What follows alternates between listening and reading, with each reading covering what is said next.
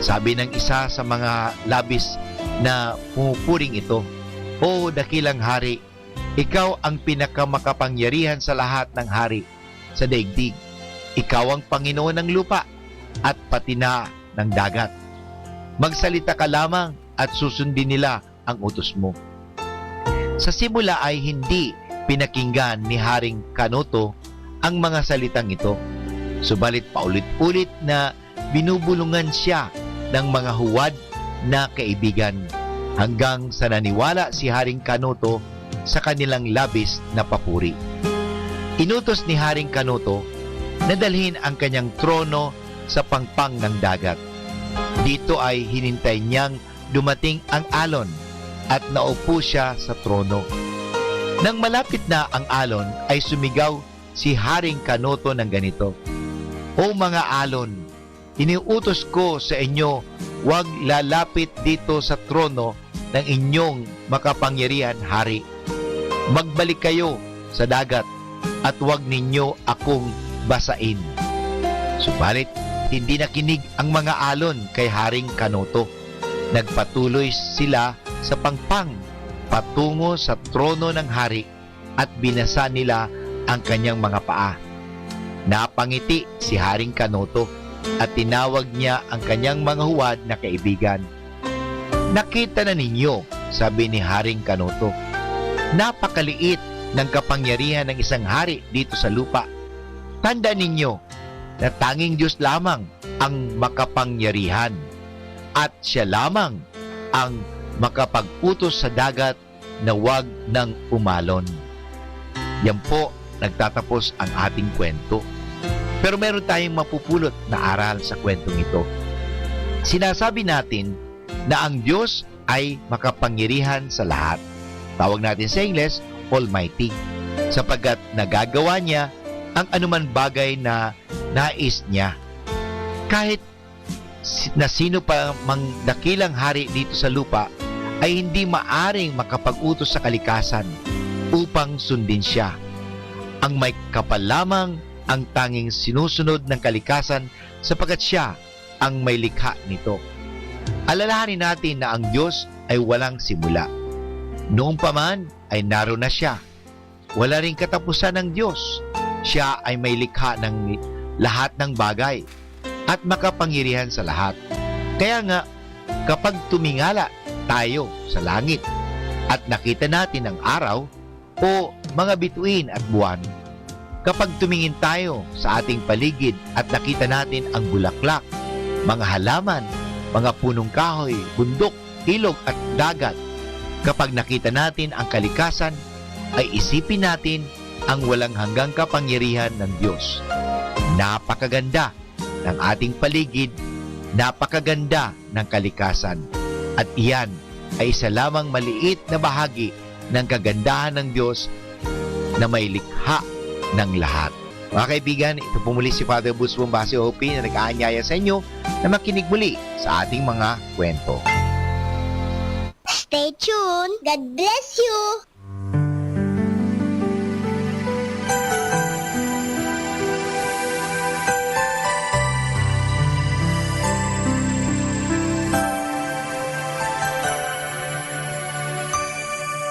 Mahal kita, saksi ang Diyos Ama, pinatunayan na ng aking buhay. Pag-ibig ko di nagbabago, magmula pa noon hanggang ngayon. Pagsubok man, pagluha ay dumating, pangako may tila di makakamit. Lahat ay makakayang harapin dahil ang Diyos ay nasa panig natin.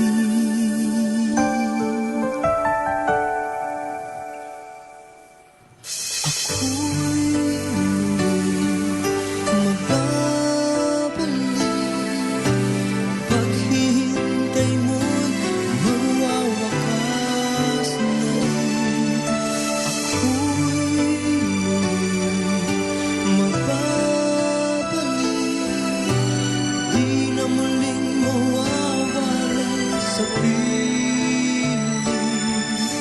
Sa isang kisap mata, hirap papawiin, ika'y aalawin ng aking wagas na pag-ibig.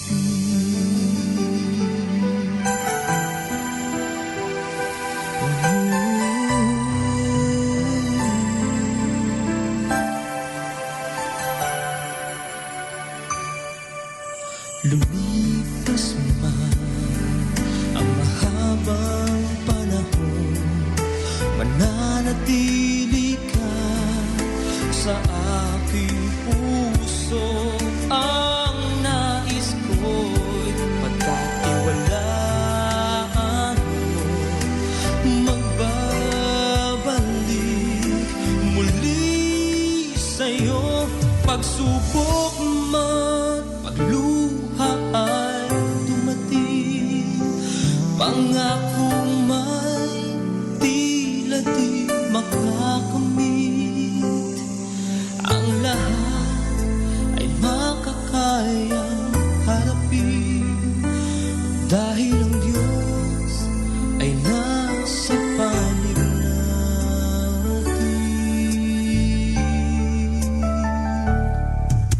Ako'y muling magbabalik, paghihintay mo'y magwawakas na rin. Ako'y muling magbabalik, di na muling mawawalay sa piling. Sa isang kisap mata, hirap papawiin, ika'y aalawin ng aking wagas na pag-ibig.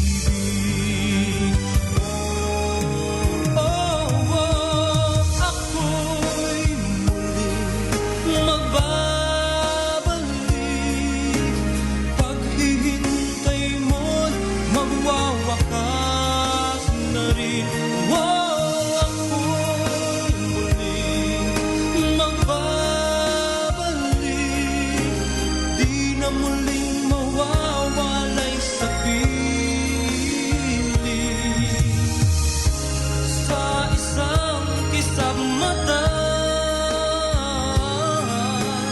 hirap papawiin, ika'y aalawin ng aking wagas na pag-ibig.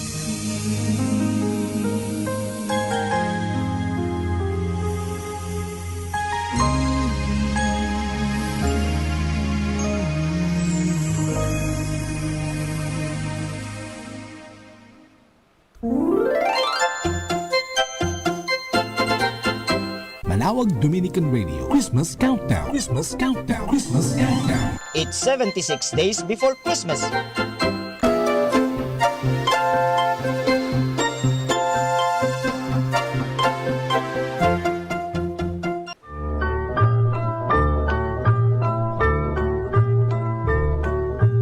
Here comes Santa Claus, here comes Santa Claus, riding down Santa Claus Lane. Blitzen, blitzen, all here's a reindeer pulling on a rein. Bells are ringing, children singing, all is merry and bright. Hang your stockings and say your prayer, 'cause Santa Claus comes tonight. Here comes Santa Claus, here comes Santa Claus, riding down Santa Claus Lane. He's got a bag that's filled with toys for boys and girls again. Hear those sleigh bells jingle jangle, what a beautiful sight. Jump in bed and cover up your head, 'cause Santa Claus comes tonight. Here comes Santa Claus, here comes Santa Claus, riding down Santa Claus Lane. He doesn't care if you're rich or poor, he loves you just the same. Santa knows that we're God's children, that makes everything right. Fill your hearts with Christmas Christmas cheer, 'cause Santa Claus comes tonight. Oh, well, here comes Santa Claus, here comes Santa Claus, right down Santa Claus Lane. He'll come around when the chimes ring out, it's Christmas morn again. Peace on earth will come to all if we just follow the line. Let's give thanks to the Lord above, 'cause Santa Claus comes tonight. 'Cause Santa Claus comes tonight.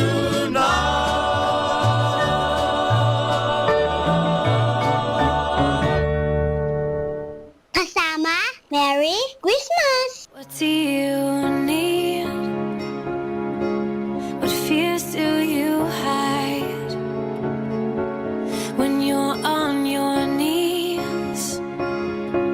What tears do you cry? Our Father knows your deepest hurt before you've ever said a word, but still He wants to hear your voice. There is a purpose in our seeking. There is a light beyond this door. We have a promise in our knocking. He wants to give us so much more. If we just ask, if we just ask, what's on your heart? What dreams do you hold? Where do you start? How do you let go?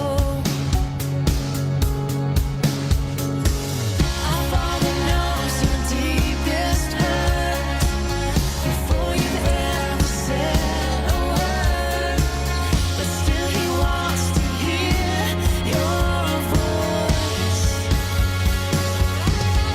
There is a purpose in our seeking.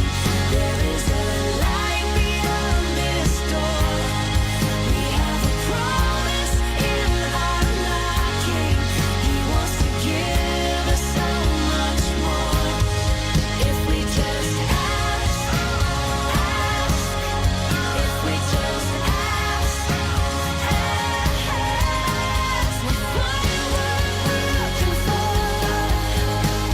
The one from the open door.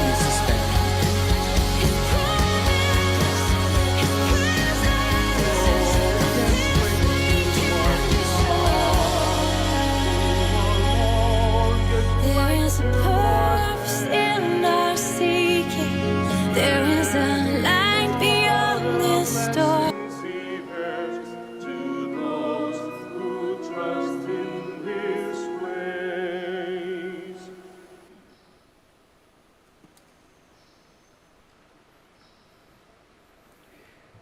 We are gathered in the name of the Father, and of the Son, and of the Holy Spirit. Amen. The grace of our Lord Jesus Christ, and the love of God, and the communion of the Holy Spirit be with you all. And with your spirit. My dear brothers and sisters, today we are in the Saturday of the 27th week in Ordinary Time. And as we prepare ourselves to celebrate these sacred mysteries, let us call to mind our sins and ask God for pardon and forgiveness. Altogether, I confess to Almighty God and to you, my brothers and sisters, that I have greatly sinned in my thoughts and in my words, in what I have done and in what I have failed to do, through my fault, through my most grievous fault. Therefore I ask the Blessed Mary, ever Virgin, all the angels and saints, and you, my brothers and sisters, to pray for me to the Lord our God. May Almighty God have mercy on us, forgive us our sins, and bring us to everlasting life. Amen. Lord, have mercy. Lord, have mercy. Christ, have mercy. Christ, have mercy. Lord, have mercy. Lord, have mercy. Let us pray. Almighty ever-living God, who in the abundance of your kindness surpass the merits and the desires of those who entreat you, Pour out your mercy upon us to pardon what conscience dreads and to give what prayer does not dare to ask. Through our Lord Jesus Christ, your Son, who lives and reigns with you in the unity of the Holy Spirit, one God, forever and ever. Amen. Please be seated. A reading from the letter of St. Paul to the Galatians. Brothers and sisters, Scripture confined all things under the power of sin, that through faith in Jesus Christ, the promise might be given to those who believe. Before faith came, we were held in custody under the law, confined for the faith that was revealed. Consequently, the law was our disciplinarian for Christ, that we might be justified in faith. But now that faith has come, we are no longer under a disciplinarian. For though faith, you are all children of God in Christ Jesus. For all of you who were baptized into Christ have clothed yourself with Christ. There is neither Jew or Greek, there is neither slave or free man, there is not male and female, for you are all one in Christ Jesus. And if you belong to Christ, then you are Abraham's descendants, heirs according to the promise. The word of the Lord. Thanks be to God. The Lord remembers his covenant forever. The Lord remembers his covenant forever. Sing to him, sing his praise, proclaim all his wondrous deeds. Glory in his name, rejoice, O hearts that seek the Lord. The Lord remembers his covenant forever. Look to the Lord in his strength, seek to serve him constantly. Recall the wondrous deeds that he has wrought, his portents and the judgments he has uttered. The Lord remembers his covenant forever. You descendants of Abraham, his servants, the sons of Jacob, his chosen ones. He, the Lord, is our God. Throughout the earth, his judgments prevail. The Lord remembers his covenant forever. Please stand.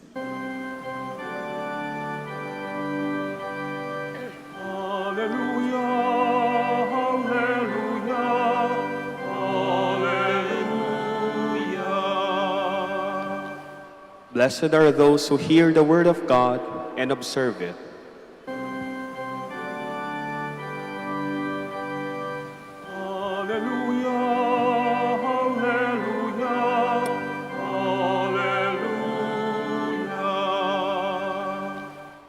The Lord be with you. And with your spirit. A reading from the Holy Gospel according to Luke. Glory to you, O Lord. While Jesus was speaking, a woman from the crowd called out and said to him, "Blessed is the womb that carried you, and the breasts of which you nursed." He replied, "Rather, blessed are those who hear the word of God and observe it." My dear brothers and sisters, the Gospel of the Lord. Praise to you, Lord Jesus Christ. Please be seated.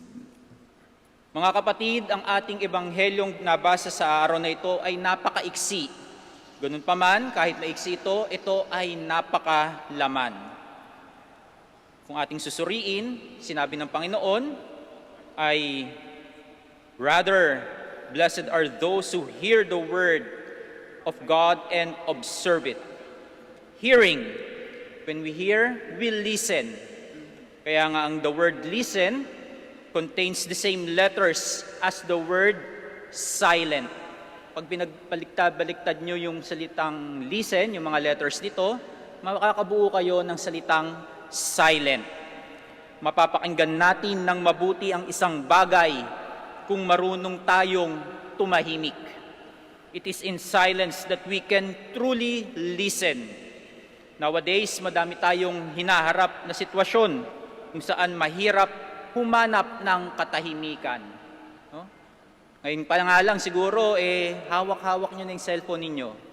No? Tinitignan ninyo kung ano yung mga messages, yung gadgets natin, source of distraction. No? Siguro, ikaw pag uwi mo ng bahay, pagod ka galing trabaho, dadating ka, dadakdakan kayong ng yung asawa, no? Yung nagger mong asawa, walang katahimikan. O kaya yung nanay mo, lagi kang pinapagalitan.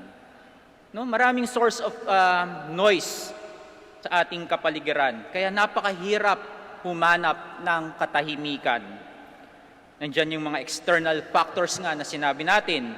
Kaya it is very hard to attain that real silence we need in order to truly listen. Halimbawa, kung tatanungin ko kayo ngayon, kung napakinggan ninyo ng mabuti yung ating first reading, naaalala nyo pa po ba? No? Baka kasi minsan kahit nagsisimba tayo, wala yung focus natin sa ating pagsisimba.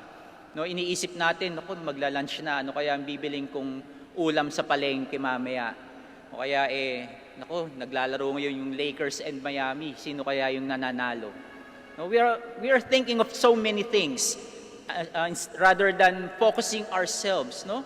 Yung sinasabi nating being in the moment, parang nawawala na. Kaya nga, napakahirap talagang humanap ng katahimikan sa panahon natin. Sa unang pagbasa, sabi, "For all of you are children of God, through faith and in Christ Jesus." Tayo daw lahat ay anak ng Diyos sa pananampalataya at kay Hesukristo. Ang sarap isipin na tayo ay anak ng Diyos.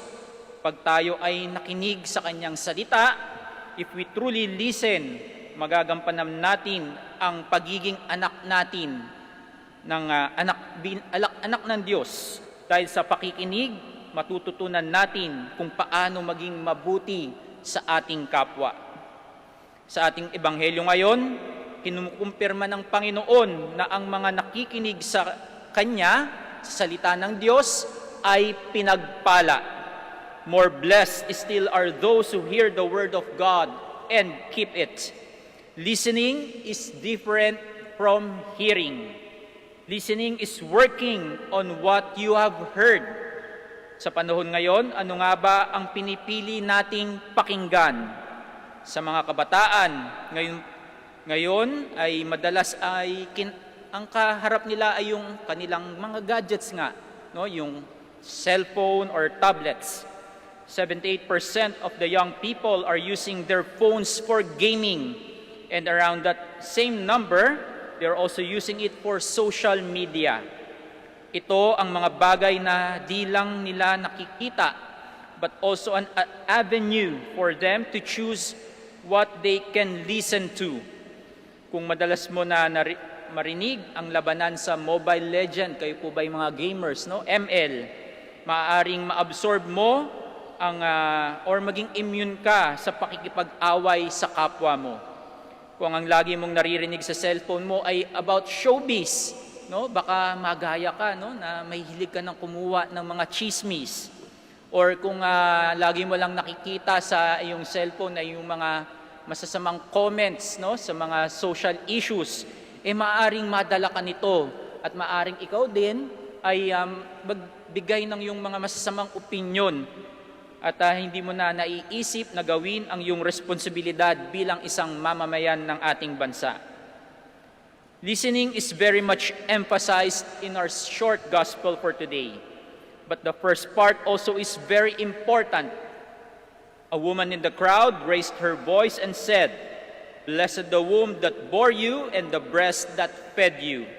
Maaring ang nagsabi nito ay kapitbahay ni Jesus, no? Yung isang kapitbahay nila na nakikita lagi ang pagsasamahan ni Jesus at ni Maria.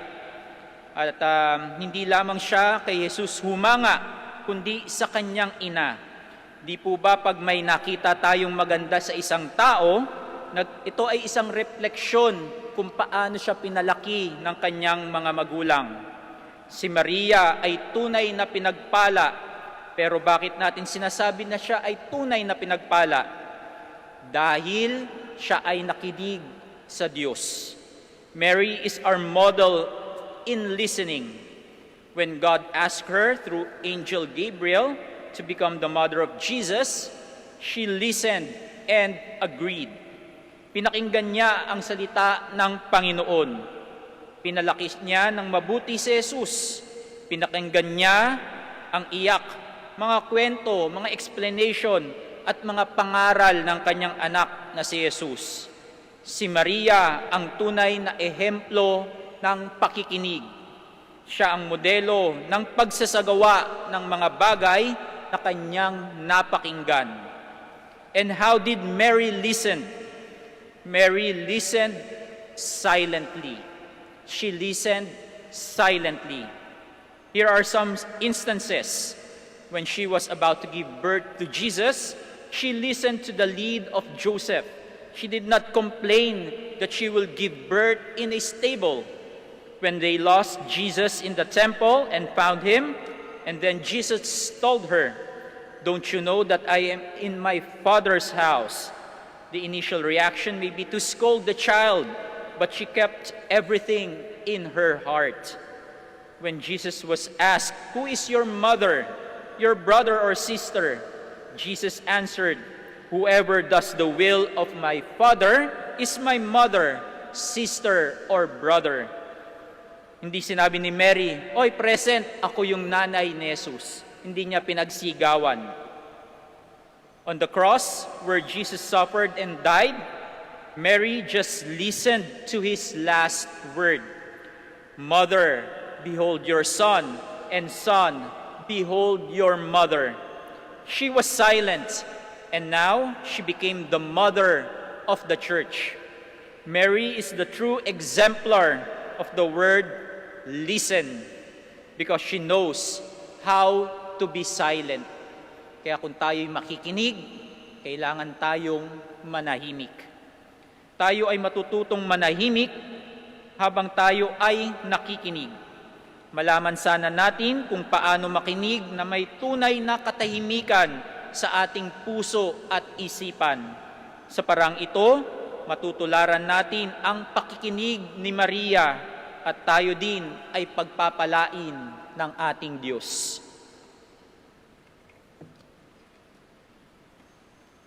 Please stand. Inspired by Mary's faith and courage, we bring our needs before God the Father. For every intention we shall say, "Lord, hear our prayer." Lord, hear our prayer.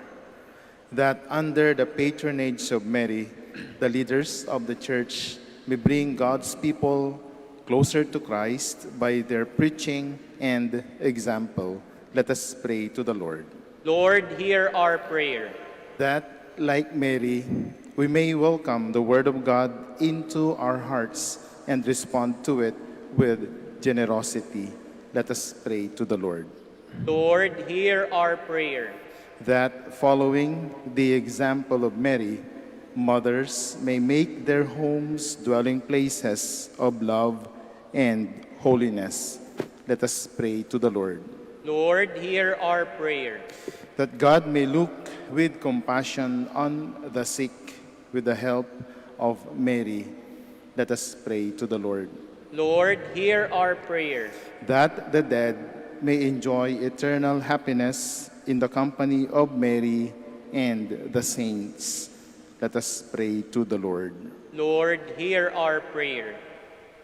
We continue praying for those people who are infected by COVID-19, for those who perish because of this virus. We pray for our frontliners, the doctors, the nurses, our medical staff, the military and police force. We especially pray for our government leaders that they may be enlightened by the Holy Spirit to make laws for the common good in these trying times. Let us pray to the Lord. Lord, hear our prayer. Now in the silence of our hearts, let us offer to God our personal prayers and the prayers of all those people whom we promised to pray for.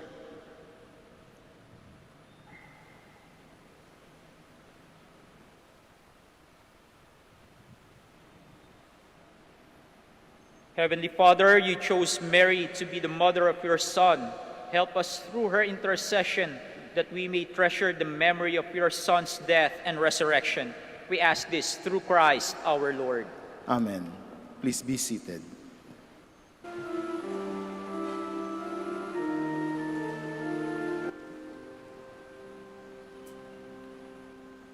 Lord, we gather today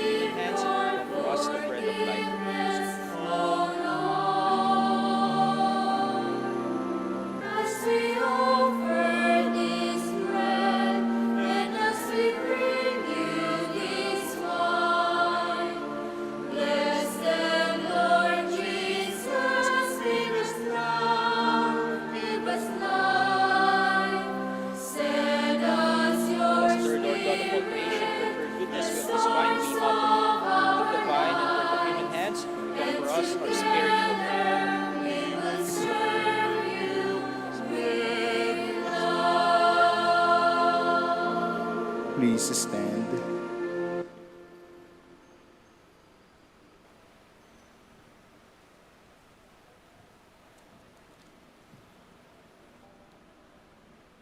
Pray, my brothers and sisters, that my sacrifice and yours may be acceptable to God, the Almighty Father. May the Lord accept the sacrifice at your hands for the praise and glory of his name, for our good and the good of all his holy church.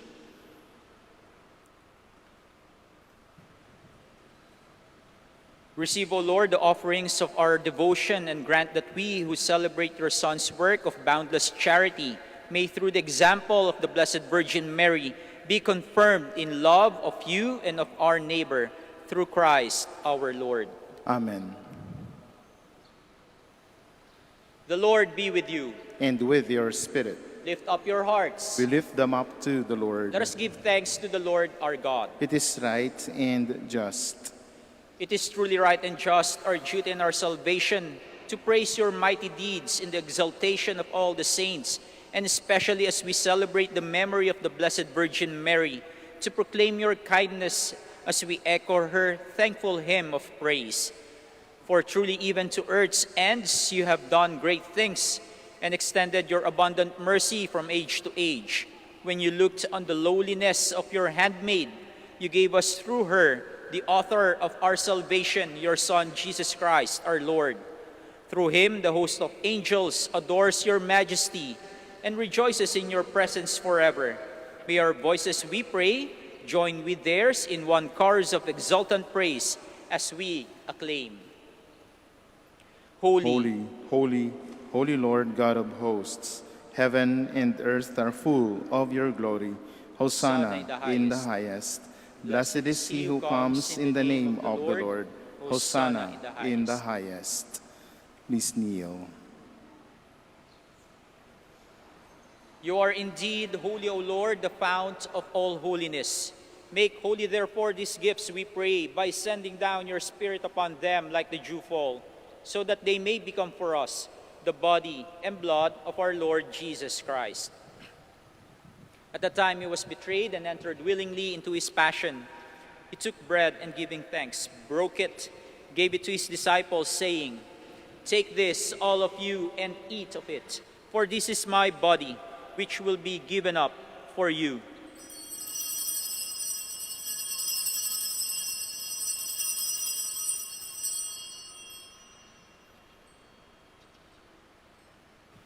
In a similar way, when supper was ended, he took the chalice and, once more giving thanks, he gave it to his disciples, saying, "Take this, all of you, and drink from it, for this is the chalice of my blood, the blood of the new and eternal covenant, which will be poured out for you and for many for the forgiveness of sins. Do this in memory of me."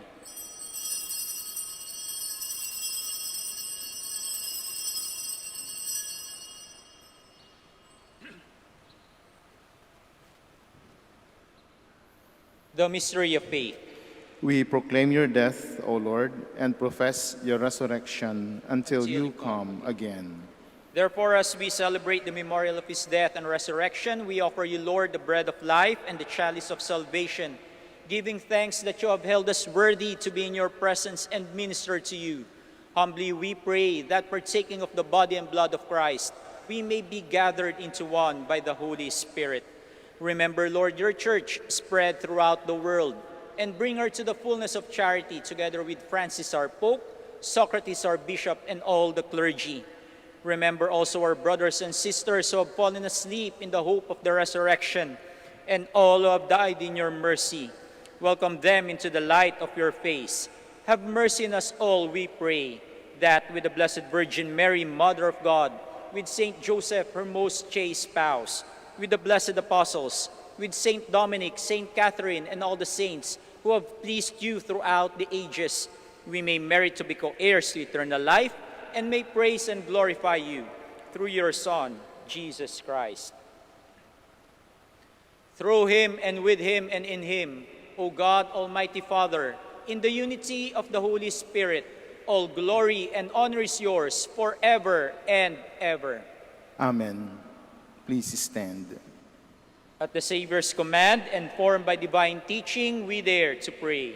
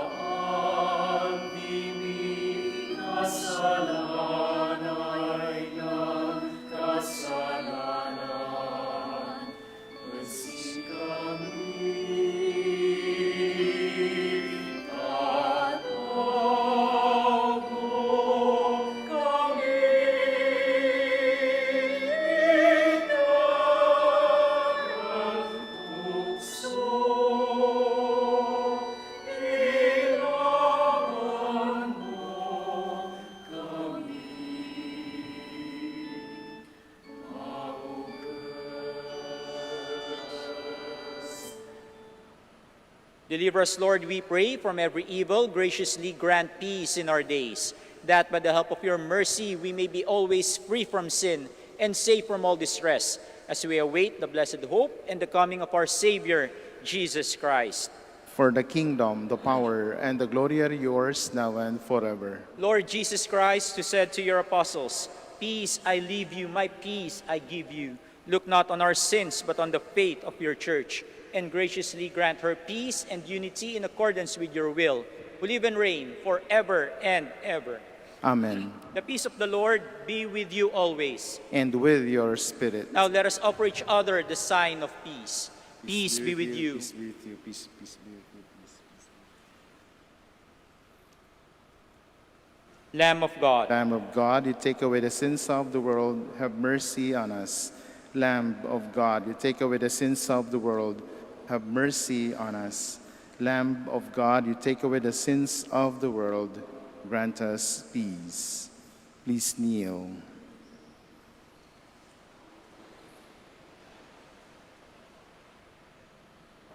my dear brothers and sisters, this is Jesus Christ, the Son of Mary. He is the Lamb of God who takes away the sins of the world. Blessed are those called to the supper of the Lamb. Lord, I am not worthy that you should enter under my roof, but only say the word and my soul shall be healed. May the body and blood of Christ keep me safe for eternal life.